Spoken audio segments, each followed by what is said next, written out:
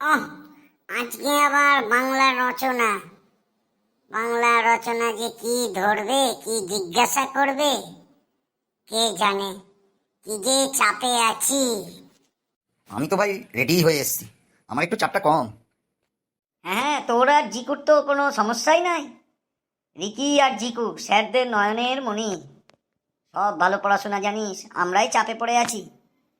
আরে না রে না, আমিও একটু চাপে আছি। বইয়ের রচনা ধরলে তো অসুবিধা নাই, কোনো সমস্যা নাই, কিন্তু সিলেবাসের বাইরে রচনা ধরলে তো সমস্যাই সমস্যা। মনে হচ্ছে স্যার আইতেছেন, একটু চুপচাপ বস। Good morning student, good morning. সব ভালো তো? ঠিক আছে ঠিক আছে, বস বস। হ্যাঁ হ্যাঁ, আজকে আমারও একটু দেরি হয়ে গেল। আজকে বাংলা রচনার ক্লাস।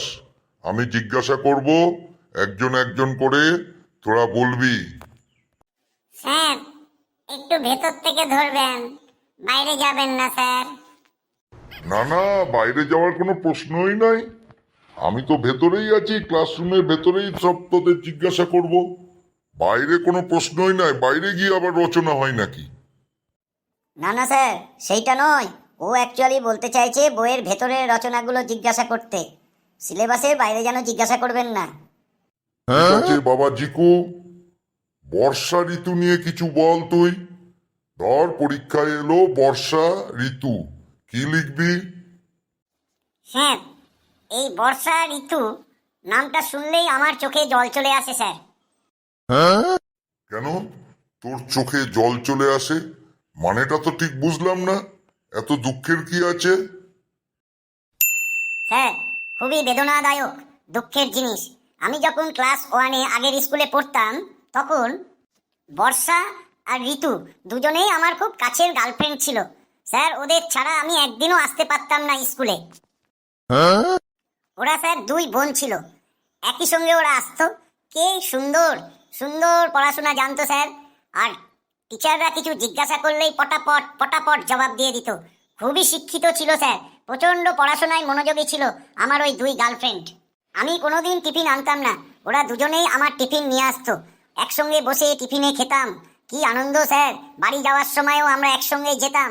কি আনন্দ স্যার! পরীক্ষার হলে আমরা একসঙ্গে বসতাম। কি আনন্দ ছিল স্যার! প্রচণ্ড আনন্দে দিন কাটছিল। হঠাৎ কি হলো, একদিন শুনলাম বর্ষা ঋতু আজ থেকে আর স্কুলে আসবে না, ওরা টিসি নিয়ে নিয়েছে। সঙ্গে সঙ্গে আমি আমাদের হেড স্যারের কাছে ছুটলাম ওদের দুজনের খোঁজ নিতে। হেড স্যার বললেন ওদের বাবা ট্রান্সফার হয়ে গেছে এখান থেকে, ওই জন্যে ওরা এই স্কুল ছেড়ে অন্য রাজ্যের অন্য স্কুলে গিয়ে ভর্তি হবে। এই জন্যে টিসি মানে ট্রান্সফার সার্টিফিকেট নিয়ে নিয়েছে। ওর পর থেকেই আমি খুব দুঃখ পাই স্যার, যখন এদের নাম নিয়ে কেউ আলোচনা করতে বলে। বস বাবা বস, বুঝতে পেরেছি। কিন্তু আমি তো বর্ষা ঋতু মানে আমি বর্ষাকাল সম্বন্ধে রচনা বলতে বললাম। আমাদের 6টা ঋতু আছে: গ্রীষ্ম, বর্ষা, শরৎ, হেমন্ত, শীত, বসন্ত। এর মধ্যে আমি বর্ষা ঋতু নিয়ে আলোচনা করতে বললাম। তোর গার্লফ্রেন্ড নিয়ে তো বাবা আলোচনা করতে বলিনি। ঠিক আছে, পাশের জন ঘন্টে, বাবা ঘন্টেশ্বর, তুই কিছু বল বর্ষা ঋতু নিয়ে।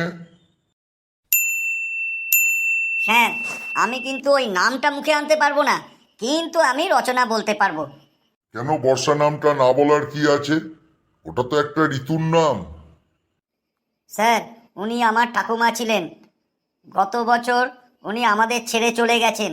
আর আমাদের মা বাবারা শিখিয়েছে, এমনকি আপনিও শিখিয়েছেন, গুরুজনদের কোনো নাম ধরে ডাকতে নেই। ওই জন্যে আমি ওনার নামটা নিতে পারবো না, মানে মুখে বলতে পারবো না। ঠিক আছে ঠিক আছে, তুই নিজেই বল বর্ষাকাল সম্বন্ধে কি জানিস। স্যার, প্যাচপ্যাচে গরমকাল যাওয়ার পর এই কালটা আসে, তখন প্রচুর পরিমাণে বৃষ্টি হয়। গরমকালে খাল বিল নদী নালা সব শুকাই যায় স্যার। কিন্তু যখন উনি আসেন, মানে এই কালটা আসেন, তখন নদী নালা খাল বিল সব ভইরা যায়। মাছগুলোর কি আনন্দ স্যার! এদিক ওদিক মাছগুলো জাম্প করে, কখনো কখনো রাস্তার উপরে উঠা পড়ে। তবে গ্রীষ্মকালের পর এই ঋতুটা যখন আসে, তখন হালকা জামা কাপড় পরা ভালো, কারণ যখন তখন পানি আইসা যেতে পারে। এই পানিতে আমাদের শরীর খারাপও হতে পারে, ওই জন্যে পাতলা জামা কাপড় পরলে স্যার তাড়াতাড়ি শুকাই যায়। ঠিক আছে ঠিক আছে, আজকে স্কুলে ছুটির ঘন্টা পড়ে গেল, আমি পরের দিন আবার এই নিয়ে আলোচনা করব। তোরা ভালোভাবে পড়ে আসবি, মাঝে মাঝে টিভিতে খবরেও একটু শুনে নিবি এই বর্ষাকাল সম্বন্ধে। ও আর একটা কথা, বন্ধু বান্ধবদের বলবি আমাদের চ্যানেলটাকে যেন সাবস্ক্রাইব করে, আর ভিডিওগুলো প্রচুর পরিমাণে অন্য বন্ধুদের শেয়ার করে যেন দেখতে বলে, আর কমেন্ট বক্সে যেন লিখে জানায় যে ভিডিওটা কেমন লাগছে, তাহলে আমরা না আরো উৎসাহ পাবো এইরকম ভিডিও বানাতে। ইয়েস স্যার, আমি কয়া দিমু। ইয়েস স্যার, হয়ে যাবে স্যার, আমি বলে দেবো আমার বন্ধুদের আরো বেশি করে চ্যানেলটাকে সাবস্ক্রাইব করতে আর ভিডিওগুলো প্রচুর পরিমাণে দেখতে। ইয়েস স্যার, কোনো সমস্যা নাই, বলে দেবো চ্যানেলটাকে সাবস্ক্রাইব করতে স্যার।